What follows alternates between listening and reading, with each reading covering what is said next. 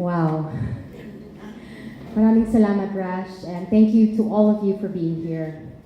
You know, when news of this award came, I had just lost 3 important people in my life. In less than a month's time, 2 very dear friends and my auntie passed on to eternal life. And confronted with the loss of people I love, really forced me to reflect on what truly counts in life. And so please allow me to also share that with you today, even as I speak about, well, communication that counts in globalized accounting. I believe that 2 things that really count across all fields, not just accounting, across all fields and walks and seasons of life, there are at least 2 things. The first one, I believe, is gratitude. And it's very obvious because all of the messages that we've heard so far are full of thanks. And well, gratitude because life is a gift. Every moment of it is a gift. And at this very moment, I am grateful to God, who is the source of all good gifts. I'm grateful to all of you for the gift of your time, such a precious resource that is very limited. But you are dedicating some of that and sharing that with me. I truly appreciate that. And your presence, such a gift. I am also very grateful to all the accountants, especially those who have inspired this project, and 2 of them are here with me today, my dad Yuli and my mom Susan. They're both accountants. I am grateful to all my mentors who taught me how to write and to do research and to do it with love. God knows them all by name, but one of them is here, Dr. Marilu Madruño. Thank you very much. And in a special way, of course, Dr. Ingrid Pillar and Dr. Lloyd Leasing of Macquarie University, who guided me so well in this PhD project. I am grateful for the gift of language. At higit sa lahat, ang mga wikang Filipino na ating ginugunita ngayong buwan. How blessed it is that we are having this in this very month, ang buwan ng wika. I am very grateful, especially to the Philippine Social Science Council, led by Chair of the PSSC Board of Trustees, Dr. Shirley Dita, Executive Director, Dr. Lourdes Portus, and all the esteemed members of the board, and all the judges who were so kind to say those words about my work. And although she cannot be here with us today, I am grateful to Dr. Virginia A. Miralao, who is the eponym of the distinction the PSSC is generously awarding us today. Thank you for seeing something good in my work. For this book to be honored, the Virginia A. Miralao Excellence in Research Award is really beyond what I had hoped or imagined. But of course, this honor would not be possible if someone did not first believe that it was worth nominating. So in a special way, I am grateful to Dr. Jeremiah Opiniano. Sir Jared, you are always quick to see the giftedness of people around you, but also too modest to see that in yourself. So please allow me now to shine a light on God's greatness in you. Last June 12, in an online conference, the Mixed Methods International Research Association gave Mr. Opiniano a special recognition for his PhD work on migration using mixed methods. Sir Jere, because we all missed that opportunity to witness that awarding. You yourself missed that opportunity, you told me. Yes, because it was online and different time zone. Please allow us now to honor you. Friends, fellow researchers, everybody in this room, please join me in giving a warm congratulatory applause. Dr. Jeremiah Opiniano, Mimira's Dissertation Awardee for 2024 and USTRC-SET's very own director. We're very proud of you too. Isn't it lovely when we can all celebrate the unique giftedness of each other rather than highlight their limitations? Yet it is a very real tendency for us humans to see more easily, more quickly what is lacking, what is wrong. In my own PhD research, I problematized this tendency to highlight the limitations of a group of people. Case in point, accountants. Accountants are poor communicators. I have heard this many times during my years as an English language teacher for accounting students and previously as an editor-writer for a big accounting company in Manila. Accountants are typically described as, well, good with numbers but bad with words. This is a very popular complaint of accounting teachers who often look to English language teachers like me, like us in the Department of English, for an explanation or a solution to accounting students' poor communication performance in their classes. But I have also met some accounting students and professionals who seem to embrace this belief. Totoo naman, ganyan talaga kami, they would say. So, this stereotype is either blamed on the failure of language instruction, or it is left unchallenged as a normalized part of the accountant identity. Sa sobrang paulit-ulit ng ganitong negatibong pagtingin sa mga accountants, napaisip ako, saan ba nagmula itong ganitong paniniwala? Sino ba ang nagpauso ng deficit discourse na ito? Sa paanong paraan ba mahina ang accountants kung tunay nga silang mahina sa communication? Pero una sa lahat, ano ba ang maituturing na good communication? Habang pinaghahandaan kong pasukin ang mga tanong na ito, nakausap ko ang kapitbahay namin na retired accountant. Excited si tita nang malaman niyang mag-aaral ako sa Australia. Tungkol saan ba yung thesis mo? Tanong niya sa akin. Sabi ko naman, gusto ko pong tignan kung paano ba talaga mag-communicate ang mga accountants. Naramdaman kong na-disappoint talaga siya. Sa tanong ko, her smile faded and she blurted, English? How do accountants communicate? Di English? She sounded sure and confident that I felt embarrassed. I then started questioning my own question, if it was worth exploring, because here's an accountant who sounded like she just gave me the answer in one word, English. But that answer gave birth to other questions. Is English really the only language that matters in global communication? Why do people think that it is? What about other languages? What about Tagalog, Ilocano, Cebuano, and other Philippine and world languages? What is their value in globalized professions like accounting? As a starting point, I considered what we already know about communication in accounting, thanks to the earlier work of my fellow scholars. Overall, what is already known prior to my study is that, first, well, good communication is needed, obviously, to succeed in accounting. Important papers written by professional accounting bodies emphasize that the work of accountants is not only to measure financial and economic data, but also to communicate them meaningfully to decision makers.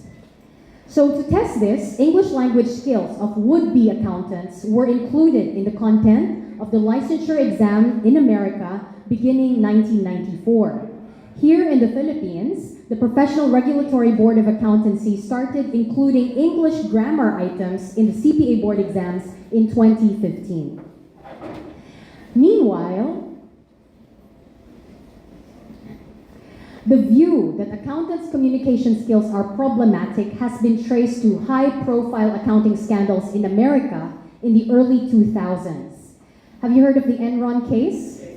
So this and a few other high-profile corporate cases really put financial reporting by accountants under heightened scrutiny.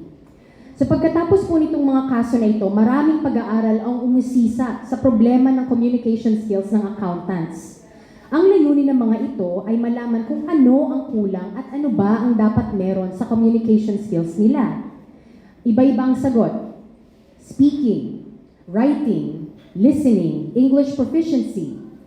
Studies have also linked the deficit to accountants' poor motivation to develop their communication skills, their wrong perception about the value of communication in accounting work, gaps in the accounting curriculum, and even the personality type of accountants, who are typically placed as conventional, stable introverts, and they're popularly imagined as quiet, boring, bean counters. The problem is defined in varied ways. But what is more consistent is that Many of these studies are authored and situated in Anglophone context, yung mga lugar kung saan English is the dominant first language, like US, Australia, the UK, which all belong to the global north or the more economically developed parts of the world. So this has the effect of making global North English, like American English or British English, the gold standard of global professional communication. So in other words, what is known today, or at least up to that point, about communication in globalized accounting is mostly global North informed, and therefore not global enough, because what about the global South? So an important thing that's still needed to be understood is what is communication like for global South accountants in global workplaces. So to find some answers, I used critical sociolinguistic ethnography. Yeah. This qualitative method is an interpretive approach. So my positionality as a researcher played a role in the interpretation. Ang aking pagiging English language teacher at ang aking pagiging semi-insider sa mundo ng mga accountants ay nakatulong din sa paghubog sa aking pagtingin at pag-unawa sa data. Okay.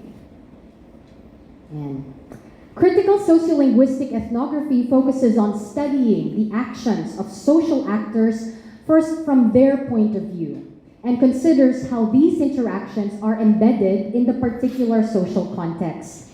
So the focus was really collecting evidence of what's called emic or insider view and reconciling it with etic or outsider view. In this case, that is my view as a non-accountant. It is, and I love this definition by Heller, a very systematic way to make the familiar strange. In other words, it questions practices and beliefs that some people consider common sense.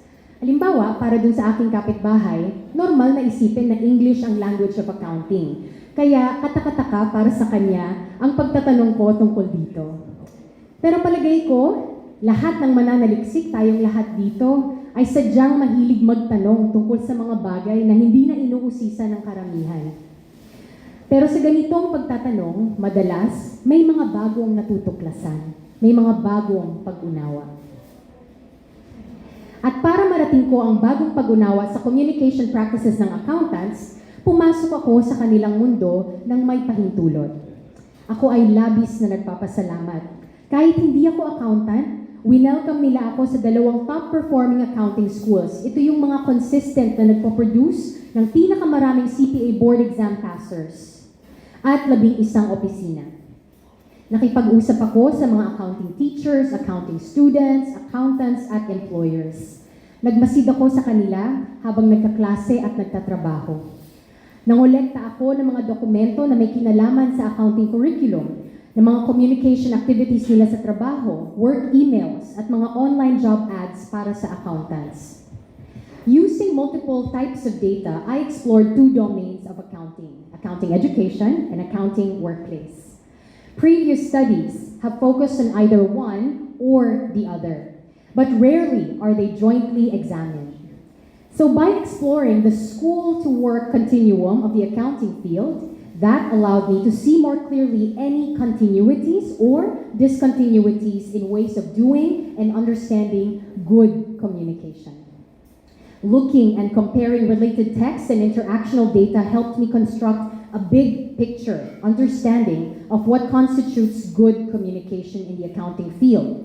So for the textual data, I used corpus linguistic tools, specifically using the free software AntConc to determine patterns in the way language and ideas are contextualized in documents. For the interactional data, I used language as performance lens to appreciate how language ideologies or beliefs about language are enacted or reflected in the way accountants communicate.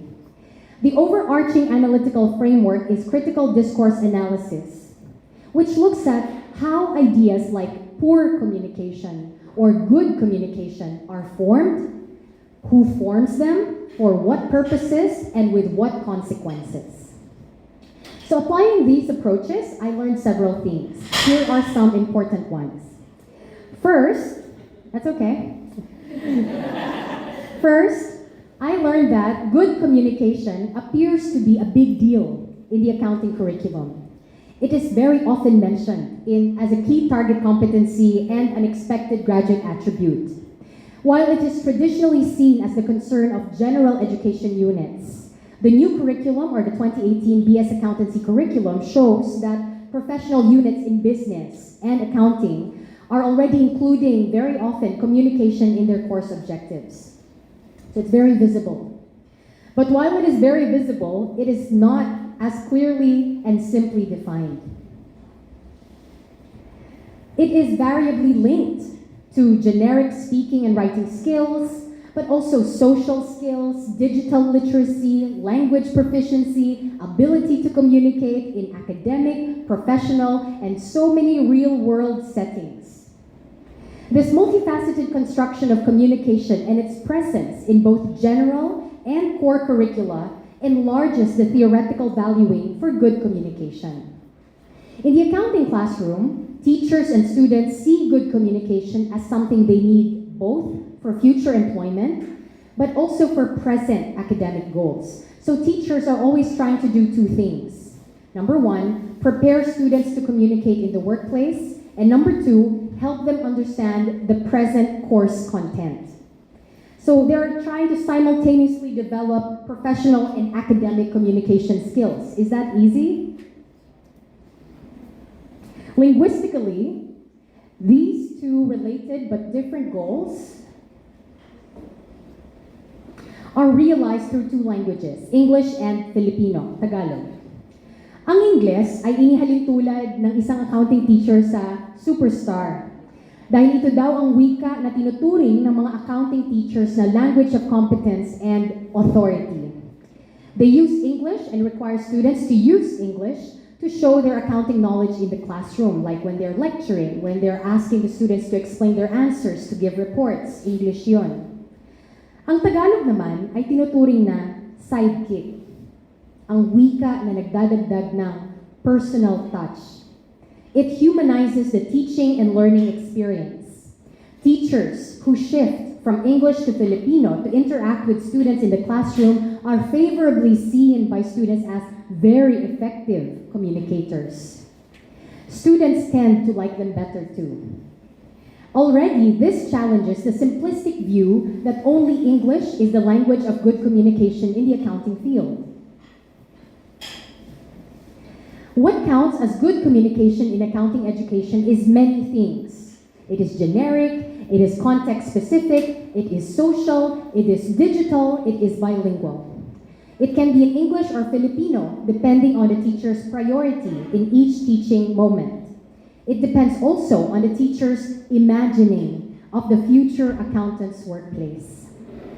Because of their real-life, real-time exposure to the accounting workplace, practitioner teachers o yung mga sabay na nagtatrabaho bilang professional accountant at higher education teacher, they see themselves as bigger experts on communication than PhD credentialed language teachers. So, ano ang good communication sa accounting education? Depende.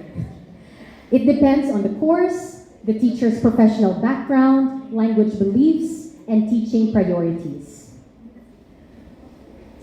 Graduating from accounting education, yan, kunyari nag-graduate na tayo, we move to the accounting workplace. First, we begin with the recruitment phase. Looking at that liminal stage, good communication is again a very powerful criterion for employment. Looking at job ads, we see that especially for offshore accounting positions, they really emphasize the value of good English speaking skills. So this connection between employability and fluency in English is even more pronounced in the job interview, which is experienced by accountants as a kind of language game. In this language game, to win, of course, you need to know what language to use at every moment. So it includes using English as the SOP language of the genre. But at the same time, it is a social game. Accountants should be able to establish not only their credibility as technical experts, but also as someone who can relate sociably to the interviewer. They should depict themselves as collegial individuals. which may involve switching from English to Tagalog, for example. Finally, the job interview is also a digital event. This is happening more and more these days, where the job interview is hosted in virtual spaces like Skype or Zoom. The digitized recruitment process tends to sharpen even more the focus on accountants' communication skills because they are disembodied in Zoom. Sometimes they don't even turn on the camera, so you just see a letter there that's supposed to represent the person. And so in cases like this, mayroon daw chance, may posibilidad na ang fluency ng accountant ay mas nabibigyan ng halaga at ng focus kesa sa technical accounting skills nila sa pagpili ng employer. So this heightens their linguistic insecurity. Ikaw ba naman ang paulit-ulit sabihan na poor communicator ka? Now, let's say we succeed in the recruitment phase and we are now on the work floor as accountants. It is even more complex what happens there and what it will take for you to be considered a good communicator. It is not just English, that I can tell you. Good communication is based on multiple standards that shift depending on the priority and participants in a given communication event. I learned that globalized accountants don't just sit all day crunching numbers in some back office, as they are popularly imagined. They deal with many interlocutors, many conversation partners, colleagues, clients, third parties, with all different levels of accounting knowledge, different linguistic and cultural backgrounds, different English proficiencies and varieties, and using different communication channels, face-to-face, email, SMS, Zoom, messengers, and other work management systems. In navigating these varied communication contexts, languages are placed in a hierarchy, with English positioned at the top, followed by Tagalog or Filipino, and finally other Philippine and world languages that are spoken in smaller peer groups in the workplace. This linguistic hierarchy sits in the tension between largely monolingual ideologies or mindset and hidden multilingual realities in the accounting workplace. Mas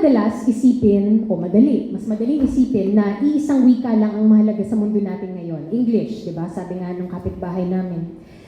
Mas pinalalaki ang ganitong pag-iisip ng mga teksto tulad nitong mga online job ads for accountants. Here is one example. One accountant or one ad in search of talented accountant specifies that the candidate must speak impeccable English with no discernible accent. Another ad for business manager, bookkeeper, accountant requires 100% fluency in English. Very intimidating job ads if you ask me. It also raises many questions. Who can claim to speak impeccable or perfect English? But first, what is considered perfect English? Looking at the whole corpus of job ads, we get the idea that perfect English is the kind spoken by Anglophones, like Americans, British, which to the employers have no traces of other mother tongues like Tagalog, which is described here as the discernible accent. But also, when you think about it, everybody has an accent, right? Even native speakers of English. Several things really need to be clarified about these job ads, but one thing is clear, that it emphasizes English. At binubura rin nito ang realidad ng iba pang mga wika sa lugar ng trabaho. So, tingnan natin ang totoong mga karanasan ng mga accountants sa kanilang trabaho. Let's consider the experience of accountant Lara.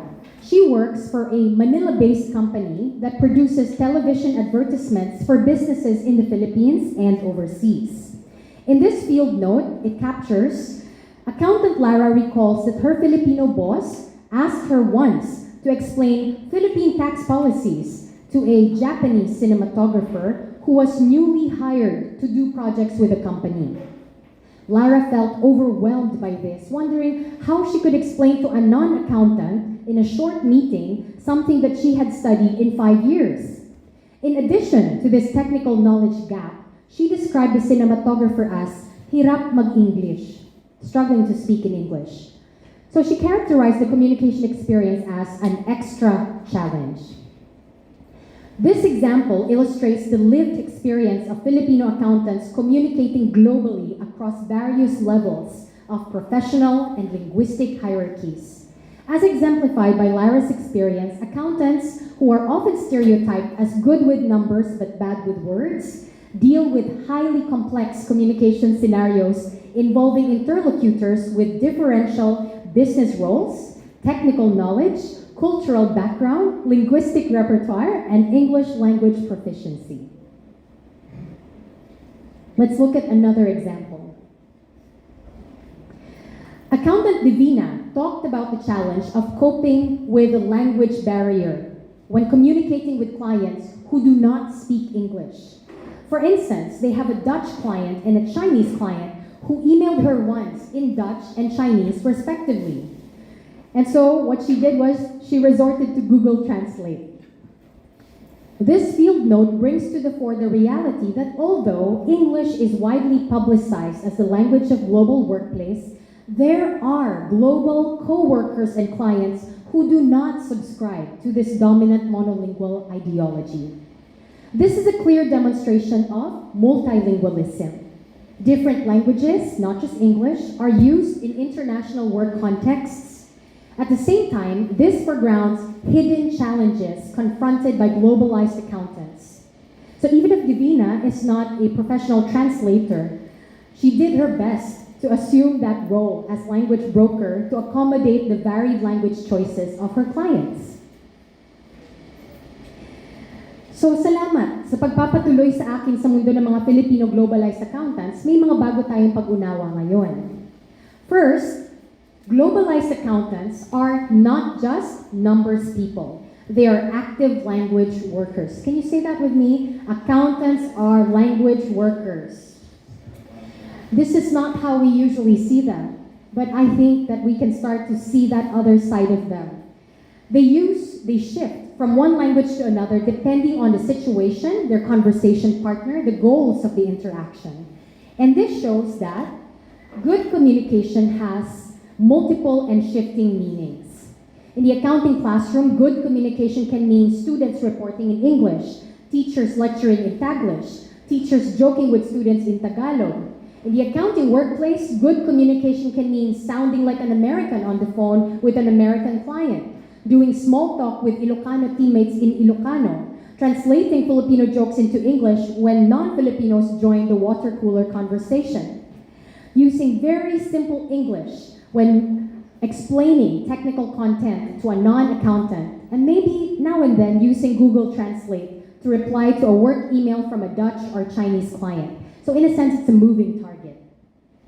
Kaya, para sabihin ng mga accountants, lahat sila ay hindi mahusay mag-communicate, ay hindi makatarungan. The poor communicators label I have found is the product of a very limited knowledge of what really goes on in a Filipino accountant's school and work life. It is also the product of a monolingual English mindset, which naively imagines a world that speaks only English.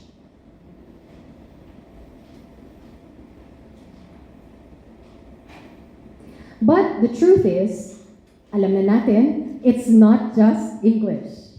Multilingualism is a beautiful thing, and it is a regular part of the reality of globalized accounting work. Communication training, whether in school or in offices, should prepare them for this reality, which appears to be largely hidden. So finally, what I learned from my PhD project, which I shared in this book, can be summed up this way. The reality of globalized accounting communication is more complex than we tend to think.